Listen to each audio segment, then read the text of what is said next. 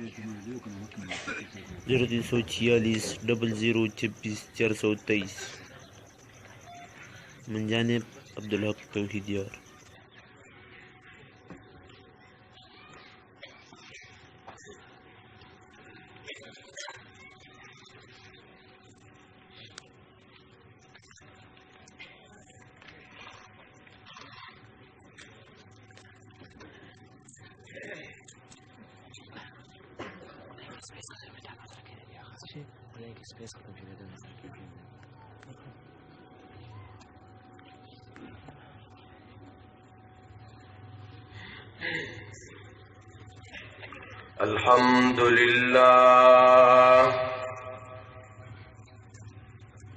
الحمد لله نحمده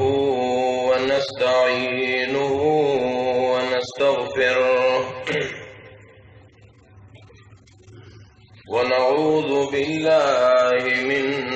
شرور أنفسنا ومن سيئات أعمالنا من يهده الله فلا مضل له ومن يضلله فلا هادي له وأشهد أن لا إله إلا الله وحده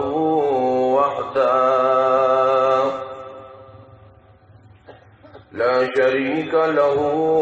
لا نذير له ولا وزير له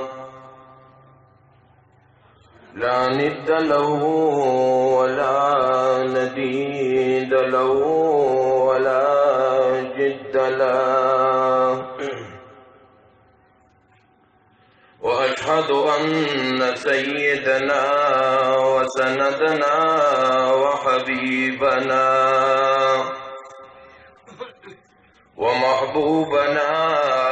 وأعلانا وأولانا ومولانا محمدا عبده ورسوله. أما بعد فأعوذ بالله من الشيطان الرجيم. بسم الله الرحمن الرحيم.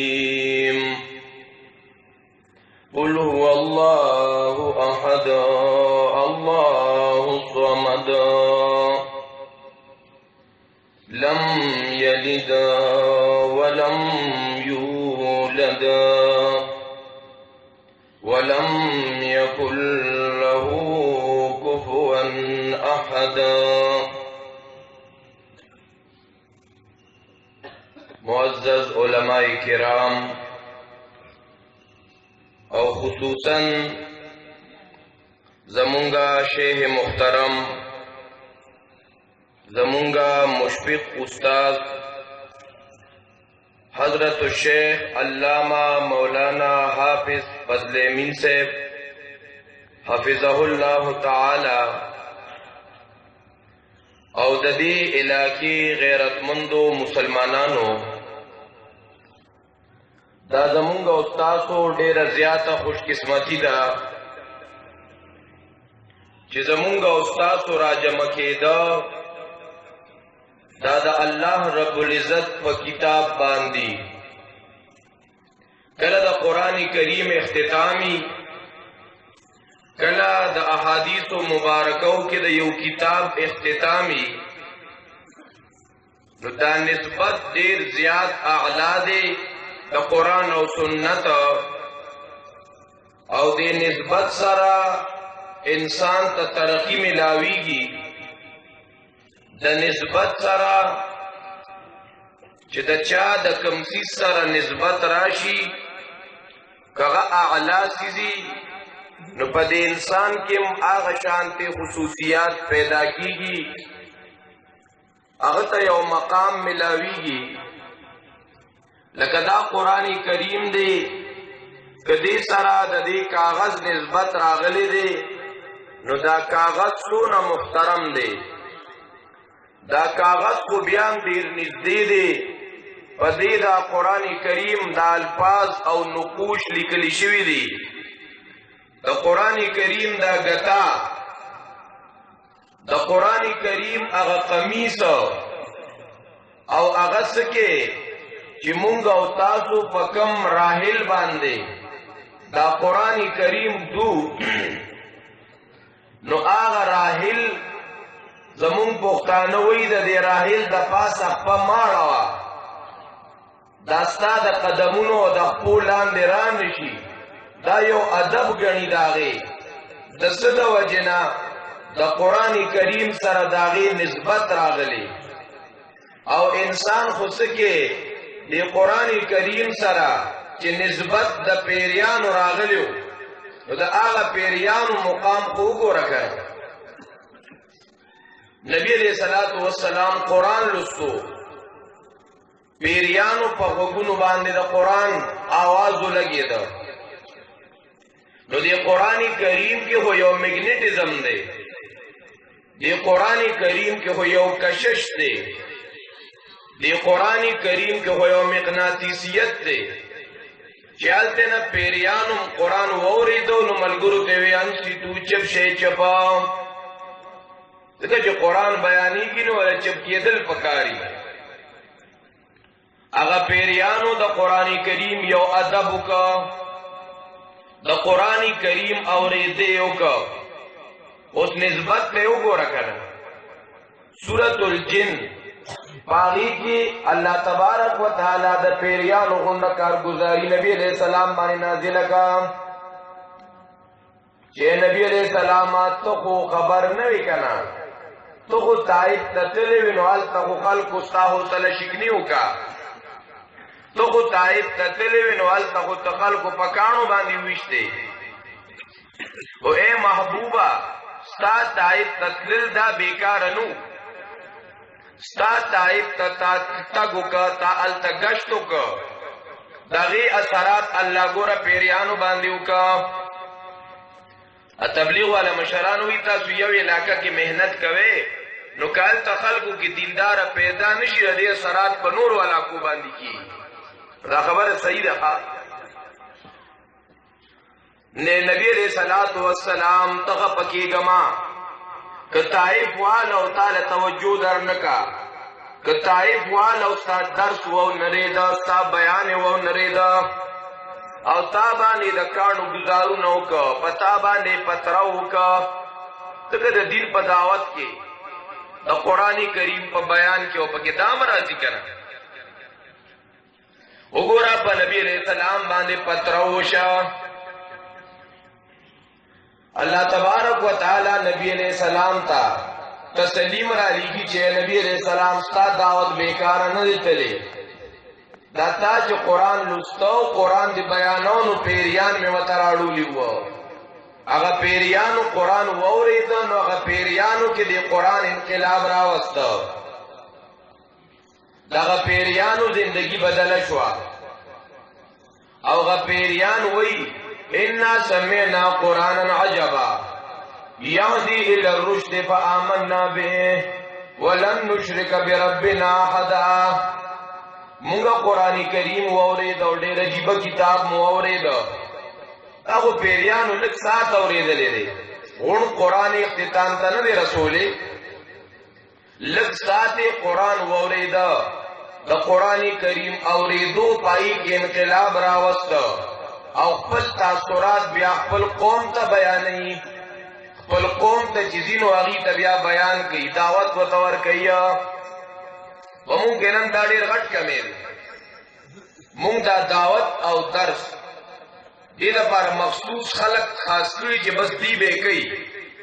او زه به ټول عمر اورېدل کوم او زه به بل چاته بیان نکوم دا په مونږ کې یو لویه غلطي رادنه شوې ده مونږ دعوت کار نه کوو دا د عوامو ذمہ داری ده نو د خواصو ذمہ داری ده چې خلقو ته دین بیانوي او په دعوت کې یاد ساتل پکار دی موقع شناسی نو مزاج شناسی نو مردم شناسی که په دعوت کې دام نیز د کوي نستانه دعوت نو بیا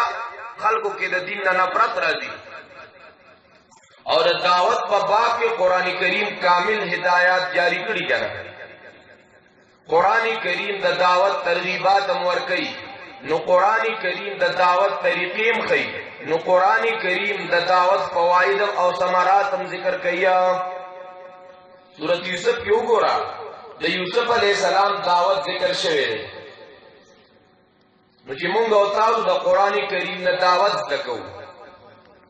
د یوسف علی السلام نه جیلیانو د خوب د تعبیر تاسو کو د یوسف علی السلام ولا تعبیر نه بیانې یوسف علی السلام دعوت ورکړي په ډایرکټ دعوت هم نه ورکړي چې شرک مکه وي شرک خصیص نه دی یوسف علی السلام د مسئله توحید د بیان نه مخکې یوسف علی السلام د بیان د رد د شرک نه مخکې یوسف علی السلام اغي تخپل تعارف کوي چې زه څوک یم واتبعت آبائی دا شرک نه دی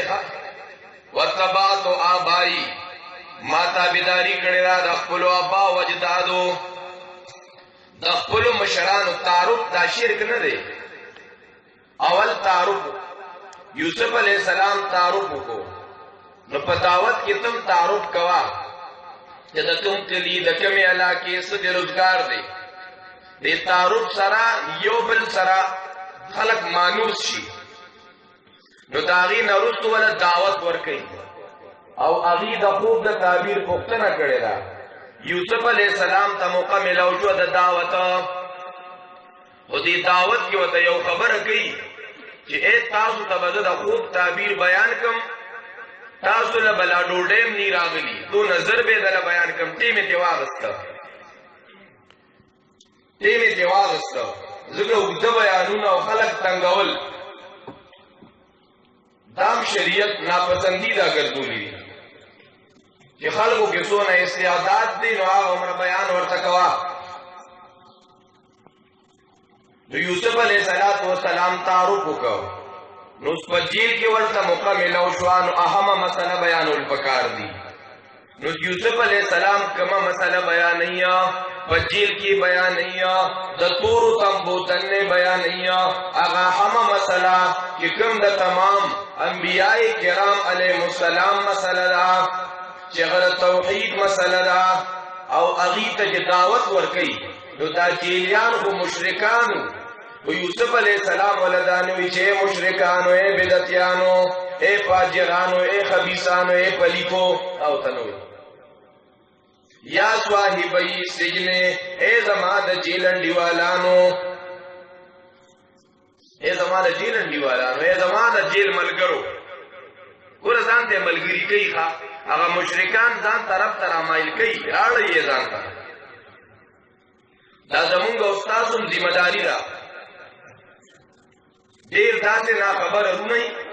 بعضی مبتدعینو بعضی اهل شرکو د ځان سره په پنجه کې اغستی پراپیګنډې ولذین کې کینولیا چې دې درسونو ته مه کښېنئ دې مدرسو ته مه ځئ د دې علماو خوا ته مه ځئ نو هغه عوامو سره هغه ناخبره خلکو سره ملاقاتونه پکاري هغه خپل منشور او پروګرام دا نه چې راله غوا په پيو کلاړه غوا پر دیو بل کار به کوي مړ نه لګ مهنت په پکاري ها نو یوسف علیہ السلام د جیل دنه مسله بیانې اهمه مسله ویا صاحب السجن زما د جیل مرګرو ارباب متفرقون خیر آیا خدایان ګڼ چې ګڼ خدایانی ګڼ ذمہ دارانی چې دا د طبي ذمہ دار دا د ټوخي ذمہ دار دا د سرخوږي ذمہ دار دا پلان کو مصیبتونو د پاره پلان کې کارساز نو دا غوړه دی او کنه د ټولو مصیبتونو په ټولو حاجاتو کې په ټولو پریشانو کې یو مددگار یو الہی په کوم انداز سره مسله توحید بیان کا او اغي ته وی زمون په دین کې داری چې موږ شرک نه کوو او دا په موږ باندې الله احسان دی ولکن اکثر الناس لا یشکرون ذهن سازی مو ته کوي چې اکثریت په تلاړ نشي ګڼې ګوڼې پسې لاړ نه شئ اکثریت د خلکو نه شکر نه ادا کوي نو یوسف علیه السلام مسله بیانول شروع کړ او د جیل درنې بیانول شروع کړ نو پیریانو قرآن واورېده نو دعوت بیانول شروع کړ او تا ټول عمر قرآن ته په ناسته کې ږیره سپینه کا تا یو ځان سره درس ته رانوستو تا ټول عمر قرآن ته ناسته وکړه تا قرآن ته څوک راو نه بلل نو تا د قرآن نه سبق وا نه غوښتو تا خو د قرآن کریم نه عبرت حاصل نه کړ نو قرآن کریم چې دا واقعات بیانوي کله د یوسف علیه السلام نو کله د پیریانو واقعات بیانوي نو دې پیریانو قرآن واورېده نو دا پیریان چې کله قوم ته واپس تللی دي نو قوم ته وایي مونږه واورېده قرآن عجبا مونږه یو قرآن واورېده خو ډېر عجیبه کتاب دی ګوره د پیریانو نسبت د قرآن سره راغی هغه قرآن کریم اوریدو په دې پیریانو کې یو زبردست انقلاب راوسته یو انا سمعنا قرآنا عجبا عجیبه کتاب او عجیبه قرآن دی یهدی الی الرشد خلقو ته د هدایت لاره ښیي ځکه دا قرآن خو دې د هدایت کتاب ان هذا القرآن يهدي هدى للمتقين هدى للناس ہدایت چې ملاویږي نو ګوره قرآن سره و ملاویږي د قرآن نه بغیر هدایت نه ملاویږي نو هغه پیریان د هغې نسبت د قرآن سره راغي الله تبارک و تعالی د پیریانو په نوم باندې مکمل صورت نازل کا سورۃ الجن الحمدلله زمونږ استاد نسبت هم د قرآن سره دی ټول وایي الحمدلله او دا نسبت د مشرانو ته پته ده د مشایخو ته پته ده ضلع ثوابیه والا ته خو بیا ډېره پته ده چې دا نسبت زمونږ استادو دې پسې وروستو ډېرې قربانۍ دي ډېرې کړاوونه مشایخو کړي دي دا د توحید مسله دا د قرآن درسونه چا پېژنده په دې ملک علماو بېشکه په دې ملک مدارسو بېشکه په دې ملک واعظین او مقررینو بېشکه خو چا ویلي چې نظر د غیر الله حرام دا مسله تاسو زده کړې ده چا نه وه دا مسله بیان کړې چا وه چې نظر د غیر الله حرام درګاهونو ته مه ځئ د درګاهونو نه ګیر چاپېره طوافونه مه کوئ غیر الله مرا مدد کوئ یا پیر بابا یا عبدالقادر جیلانی شیر لله چغې مه وهئ دا مسله چا بیان کړې وه دا مسله که بیان کړې وه هغه د پنځپیر هغه بوډا بیان کړې وه الله دې غریب کې رحمت کړي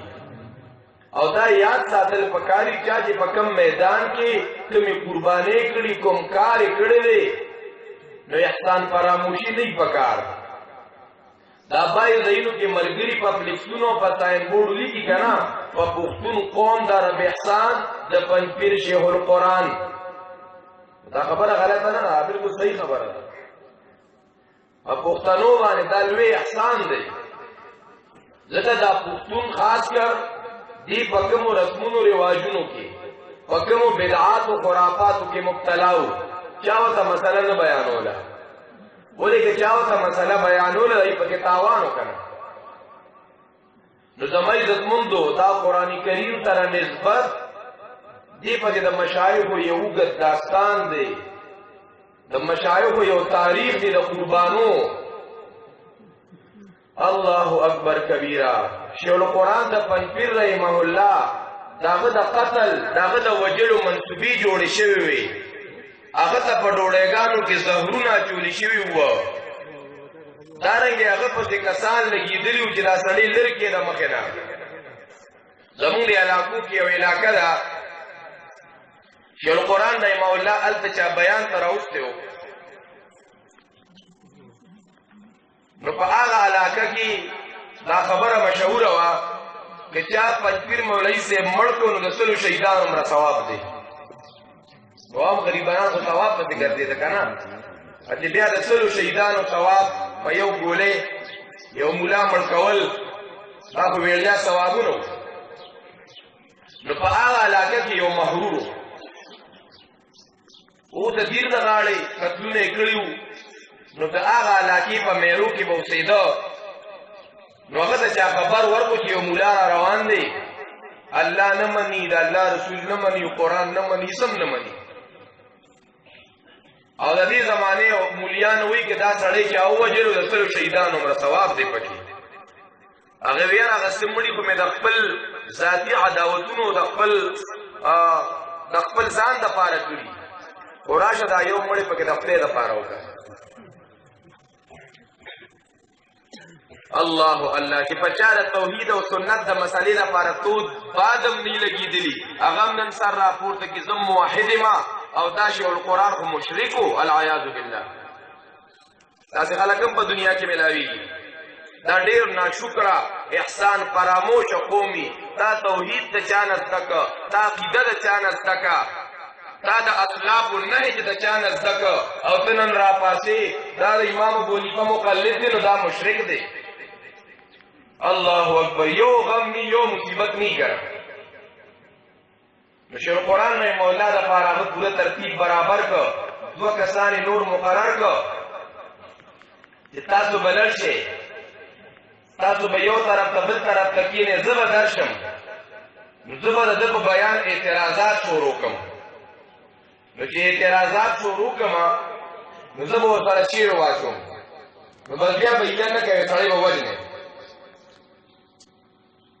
هغه محرور راغی بیان ته کېناسته بیان یې واورېده مونږ خو شیخ القرآن لیدلی نه دی اورېدلی مو دی هغه خبرې هغې کې کومه سادګي د تصنع نه پاکې خبرې د بناوټ نه پاکې خبرې ساده لهجه د زمیندارانو لهجه خلک په پښتو ژبه کې پوهېږي قرآن بیانوي د قرآن درسونه چته وو د توحید د مسلې بیان چته وو شیخ القرآن شروع کړې ده هغه محرور چې ورته لږ غوږ کېښوده نو فوراً د سترګو نه اوښکې روانې شوې د سترګو نه اوښکې روانې شوې او بیا شیخ القرآن ته وی جي ما ډېر قتلونه کړي د ما لپاره به توبه وي شیخ القرآن رحمه الله ته ولې نه ان الله یغفر الذنوب جمیعا آیتونه ورته شروع کړ بیا شیخ القرآن رحمه الله دعوت ورکړ چې شعبان کې چېرته هلته چکر روه او شعبان کې چې راغی نو بیا د شیخ القرآن شاګرد شو او بیا د چانې چې قتلونه کړي ولته په خپله تللی و د دیر علاقې ته او هغې ته وی ما ووژنئ ما ستاسو نه قتل کړی ما قرآن واورېده هغه اوږده واقعه ده نو زما عزتمنو دا مونږ ته چې دا دلته کې دا علما راځي او دا دوم دام دی او دا پر رونقه مجالس دي دا قربانې دي ښه دا قربانې دي او د شیخ القرآن قربانې هم وي په پښتنو کې خو دې خوا چې چا د دې کاروان د اشاعت التوحید و سنه بنیاد یې ښودلی و د هغه ټولو قربانۍ خو لږې وګوره که شیخ القرآن مولانا غلام الله خان رحمه الله نو حلال کړی شوي و د دې مسلې لپاره په مرۍ باندې چاړۍ ښودل شوې وه که سید الله شاه بخاري رحمه الله نو د کاڼو باران ورباندې شوي و کاڼي ورباندې ورولي شوي وه نو که قاضي شمس الدین رحمه الله دای قربانه قاضی نور محمد رحمه الله مولانا حسین علی الوانی رحمه الله چې د دې قافلې د دې غړو هغه سردار د دې قافلې د دې ملګرو داغي شیخ داغي مرشدو مولانا حسین علی الوانی رحمه الله یو لوی نوم دی او لوی شخصیت دی هغه حسین علی الوانی رحمه الله چې کله فارغ شو د ګنگوهي صاحب رحمه الله نه راتلو نو پلار استقبال ته راوتی و ریښه مې ورته په لارو کې غوړولي وو او چې کله بیا مسله بیان کا نو پلار د کوره ایستی و بې پوا بچرا کې په پټو کې یو جونګړه جوړه کړې وه او هلته به خلک راتله د یو ملک نه او د بل ملک نه هلته یې خلکو ته دین ښودو هلته یې خلکو ته قرآن او سنت ښوده نو حسین علی الوانی رحمه الله د کوره ایستی و او هغه وخت کې د میاوالي یو جینۍ چېرته واده وه په سیالکوټ کې د علامه اقبال رحمه الله په ګاونډ کې نو علامه اقبال د هغې د خولې نه خبر شوی و چې یو عالم د توحید د مسلې د وجې نه د کور نه شړلی دی هغه وخت کې ویلي اے نغمہ فصلو گلو لالا کا نہیں ہے پابند بہار ہو کے خزاں لا الہ الا اللہ اگرچہ بدھ ہے جماعت کے آستینوں میں مجھے ہے حکم ادا لا الہ الا اللہ زمائی زتمونو دا یهودت داستان دی قرآن دا ختمونا دا زیب دی دا اوز بدور تفسیرات دورات التفسیر شروع شي دا چرتو پا پختنو کے دا آغا محنتونو نتیجه را دا آغا کڑاونو لرزاونو نتیجه را دیلو خوڑ علاقو طرف تا یو دیر لری میرا دا شاید چی دا حکومت پا کاغذونو کم نئی زما قل یو تجزیه دا نو التا کم مالا خبر اوکا میں کم دے کے چی دا توحید و سنت آواز لگی ٹھیک دا اس علماء کو دیر زیاد دی اس کو استقبالیم دیر زیادی اس کو نرے تکبیر و شوشام دیر زیادہ دا خوشی القرآن رحمہ اللہ کہ پیوازی کم منڈا والے دا نندا طول راجمہ کاغم رمنڈا نشی والے کم دے جر توحید و سنت صدا دا کم دے جر توحید و سنت آواز دے کہ پا میرو کے دے کہ پا غرونو کے دے کہ پا بلوچستان کے دے کہ جدیر پا آغا کوستانونو کے دے کہ آغا دا نورستان پا درو کے دے کہ آغا دا کنر پا تور غرونو کے دے میں دلتا بدا دا پنپیر بولا خامخات چلی دا خبر ما پا یو بانڈو کیوں کا آغا علاقہ آغا بانڈا شاید دا حکومت پا کاغذونو کی منوا یو سپینگیری بولا پاسے دا بے مولی سے برشتیا دیوئے قسم می دی پا اللہ دلتا پنپیش القرآن رحمہ اللہ راغلیو سادہ ٹوپے وا سادر پوری پیس کا پوری سڑا ٹکڑا وا سڑا ڈوڑے وا دا گوڑی چکے وا خپلا ڈوڑے رضان سارا گردولے وا سڑا ڈوڑے دارنگی و سره دا گوڑی چکی کلا دا پیاز یو دانا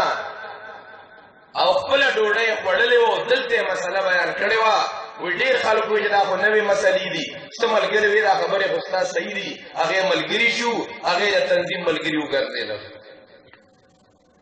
نو خلک ډېر مخې ته کېناسته غټ درسونه کول دا قرباني نه ده زه بیان کوم تاسو د دنیا خلک ناستې دا خو زما د قرباني نه ده د دې دین دپاره سخته تېرول د دې دین دپاره پیدل ګرځېده د دې دین دپاره سړه ډوډۍ خوړه د ګوړې چکې سره خوړه دا قرباني وه او دا په دې صدې کې دا قربانۍ شیخ القرآن رحمه الله ورکړې وي او حقیقت دا دی بلا مبالغه چې څنګه نبی علیہ السلام فرمایلی چې الله رب العزت سل کال کې یو تن پیدا کوي هغه خلکو نه چې کوم دین روان جاړ شوي هغه دین ولا صحیح کوي هغې ته مجدد وایي شیخ القرآن رحمه الله د دې صدې مجدد و بعضې خلک به راپورته شي چې هغه دیوبندي نه د دې اسانه جواب دا دی خلک وایي بعضې وي تاسو دیوبندیان نه یې زمونږ دیوبندیان نه یو تاسو سره دا خبره مونږ تسلیموو یو منټ دپاره ډېر وخت نه لکه خبره دې غلطه ده خو زمونږ دیوبندیان نه یو نو چې دیوبندیان نی نو مسلمانان دي لکه چې یو سړی دیوبندي نه دی نو کافر شو دارالعلوم دیوبند د بنیاد کې حدود نه مخکې چې څونه مشایخ تیر شوي شاه ولی الله رحمه الله ته به څه وی هغه هم د اهل سنت والجماعت نه بار کې شاه اسماعیل شهید رحمه الله هغه هم د اهل سنت والجماعت نه بار کې وی د هغه معتقدینو پسې مونږ نه کېږي بیا د مصر د جامع ازهر مشایخ هغه هم دیوبند والا نه دي د حرمینو شریفینو ائمة الکرام هغه هم دیوبند والا نه دي بس یو دیوبندي شو او که حقیقت ګوري نو راشه زما قاضي شمس الدین رحمه الله چې د اشاعة التوحید و سنه بانیانو کې هغه ستا د مشایخو استاد دی مړه قاضي شمس الدین رحمه الله په دارالعلوم دیوبند کې استاد و شیخ القرآن د پنجپیر رحمه الله په دارالعلوم دیوبند کې سبق ویلو شیخ القرآن مولانا غلام الله خان رحمه الله سید عنایت الله شاه بخاری رحمه الله دا د انور شاه کشمیری شاګردانو زمونږ څنګه دیوبندیان نشو فتاوا دارالعلوم دیوبند کې څه لیکلي چې د انبیاو حیات برزخي دي، نو فتاوا دارالعلوم دیوبند زه منم او ته یې نه منې، نو چې فتاوا دارالعلوم دیوبند ته نه منې، ته دیوبندي شوې او چې زه یې منم زه دیوبندي نه یم. عجیبه انصاف دی ستا. زمونږ علماء دیوبند څونه پنجاب کې دي، څونه په سند کې دي، بلوچستان او زمونږ کې PK کې نه. هغه علماء دیوبند تمام مدارس، تمام مساجد سنت پسې په جمع دعا اجتماعي نه کوي، بالالتزام. هغوی دا دعا نه کوي. زمونږ په تمام تبلیغي مراکزو کې سنت پسې په جمع دعا نه کوي. مونږ په هغه ترتیب روان وي، دا دیوبندیان نه دي. نو زما عزتمندو، مونږ او تاسو خوش قسمته یو چې الله مونږ د دې کاروا د دې ډلې سره الله زمونږ نسبت راوستی. دا یو دعوتي مهم دی، دعوتي پروګرام دی. تاسو ختم کړیو آخري 3 سورتونه وو. مخکې مونږ وی چې پیریانو قرآن ته غوږ ایښی و. تاسو به قرآن ته غوږ دی او که نه؟ مفتی صاحب راغی، هغه بیمار هم دی، د ملګرو نه پته هم دی چې دوی به د نسبت خبره واورېده چې پیریانو قرآن کریم ته غوږ کېښودو توجه سره. مفتی صاحب انشاءالله د سټیج ته راځي، تاسو ټول به یې وینئ چې کوم په قرآن مئین یې نو خاموش کښېنئ، او چې څوک صرف د مفتی صاحب لیدو ته راغلي نو بیا بار لاړ شئ. مفتی صاحب بدل ته راځي انشاءالله، سټیج ته به راځي،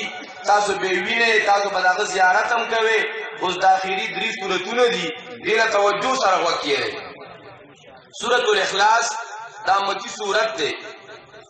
په دې سورت کې د الله تبارک وتعالی 15 نومونه دي.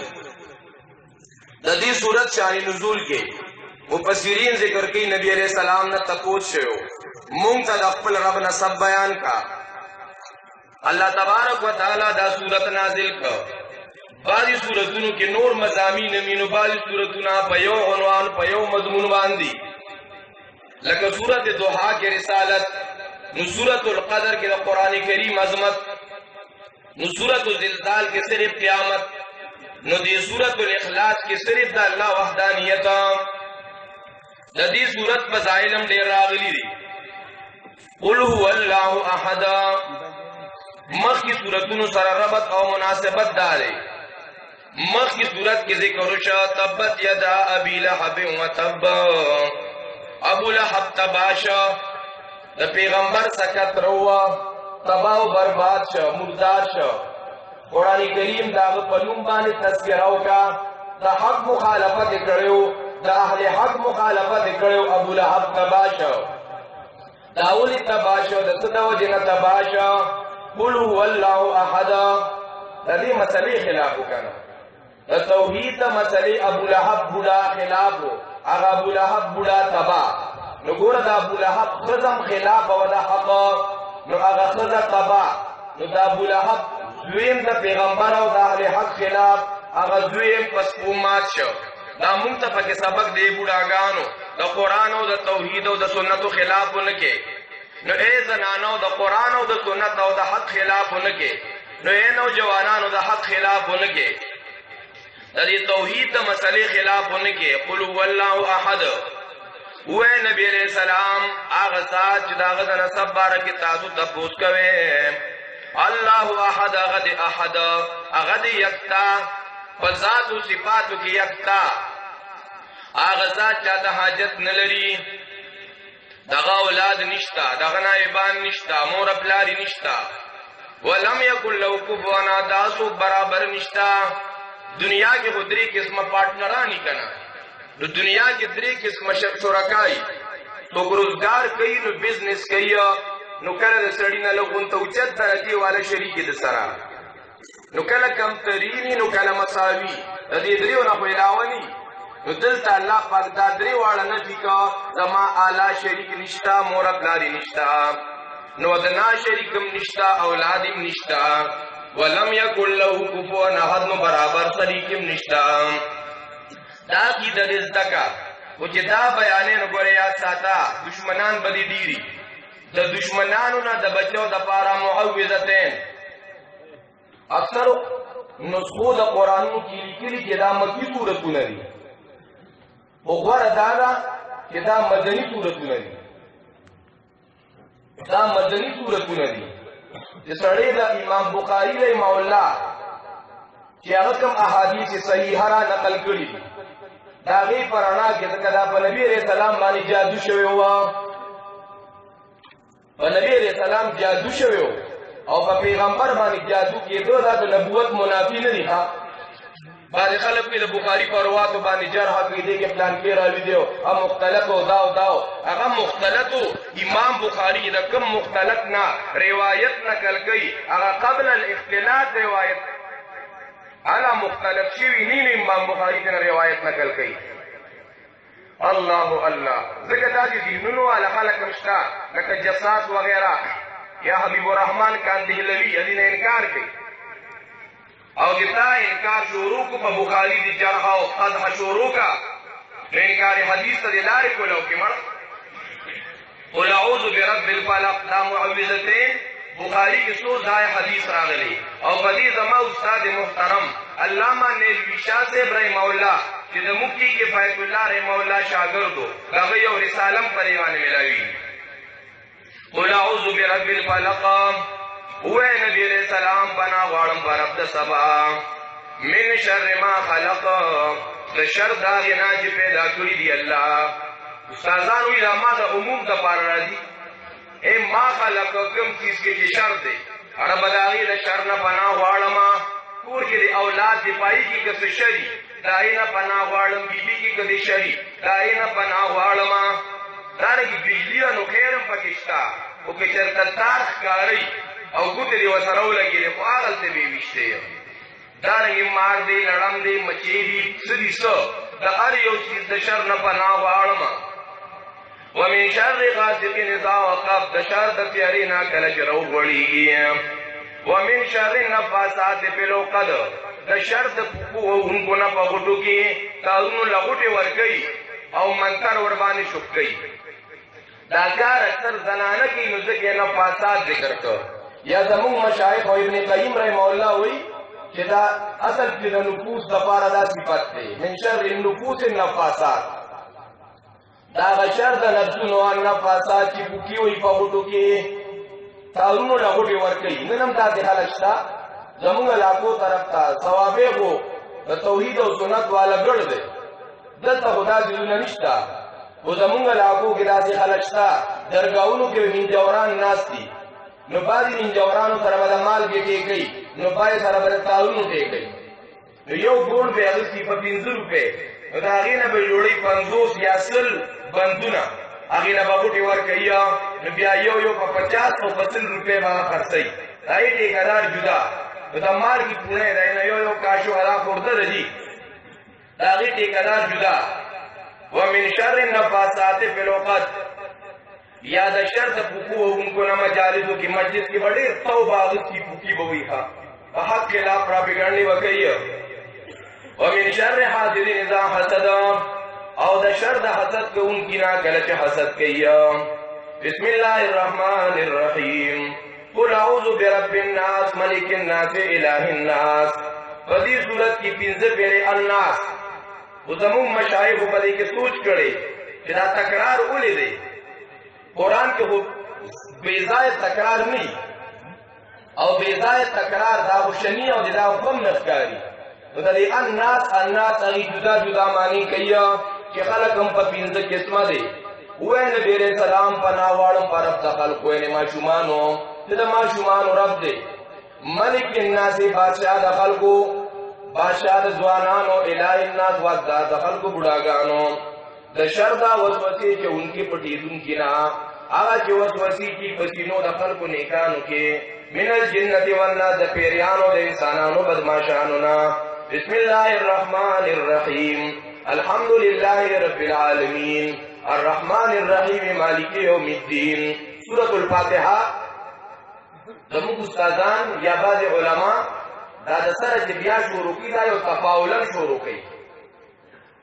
یعنې تاسو سنت طریقه نه چې ته به خامخا قرآن ختم کړو بیا به شروع کوې دا شیطان ته ښودنه ده چې یوه شیطانه ته به اوس خلکو ته وسوسې اچې چې قرآن کریم خو دلته په پلوسۍ کې ختم وشو او زمونږ خطیب انقلابي او واعظ خوشالحان مفتی منیر شاکر صاحب حفظه الله راغلیو دلته بیان کو په ختم کې نو بیان مو اوریدو ختم مو اوریدو اوس به چوټي اوس به نور قرآن ته نه کېری زمونږ استادان بیا شروع کړي چې شیطانه زړه دې وچ به مونږ بیا قرآن ته سره شروع کړو دا څومره ملګري چې ټول عزم دا وکړي چې قرآن ته به کینو انشاءالله وهمه ده که نه کوم ځای چې زمونږ علما قرآن بیانوي هلته کښېنئ او بله خبره دا ده چې دا دونه غټه عقیده مو زده کړې ده چې د هغه عقیدې په وجه سړی جنت ته تلو واله جوړېږي چې کوم ځای کې د توحید او سنت دا علما مدارس چلی کوم ځای دې درسونه کوي نو صرف په نوم موحد کېده نه د دې توحید او د قرآن دپاره یو روپۍ ته هم سر وګورم ته ته ایماندار په دې خبره ټول خفه غونته خو نه دې ځای کې مدرسه شته که نشته او په هغې کې څه کار پاتې نورامان صاحب وایي چې لنټر پکې پاتې دی نو د خدای نه به غواړو که نه چې خدای د باندې لنټر راوغورځوي که نه څه خپل صلاحیت به پکې لګوي ایماندارو کم کم ملګري وایي چې په دې لنټر کې به مونږ چې زیات ني دړۍ سیخه من سیخه یو بوجې سیمټ دوه بوجې سیمټ او کم کم مسلمانان بس لا خو د لنټر د پاسه تدبیر د لنټر مو ایماندار او په شرط د دې چې تاسو د قرآن مخکې ملاکملات اوچت کړه چې په دې کلک پاتې شئ الله تاسو د دې وعدې د تکمیل توفیق نصیب کړي دا سورة الفاتحه په دې کې 15 خبرې اول دعوه توحید ده یا پای باندې دلایل دي حدیث په کې خپل سیمټ مخکې نه راوړه که تاسو په کې څوک ځوانانی نو چې دلته زموږ د مشایخ او زموږ استاد محترم فضلمین په سیب دی مفتی سیب دی چې دعاګانې ورته وغواړي او دا چندا یا د ملګرو تعاون دا د سنتو کې د دې اصل شته یا د دین دپاره د توحید او سنت دپاره نو که کوم ملګري اوس هم داسې کوي څنګه چې دی ملګرو خپل سیمټ د سټیج ته راوړو نو دلته تاسو جمع کولی شئ سورة الفاتحه دې کې 15 خبرې اول دعوه توحید اول د دعوه توحید پای باندې بیا یا 3 دلایل یا 15 دلایل د دلایل نورستو نتیجه د دلایلو د سورة الفاتحه خلاصه ټول یاد کړئ اول سورت کې څه دعوه توحید څنګه ایماندارو اول دعوه د توحید بیا په دې دعوه باندې 3 دلایل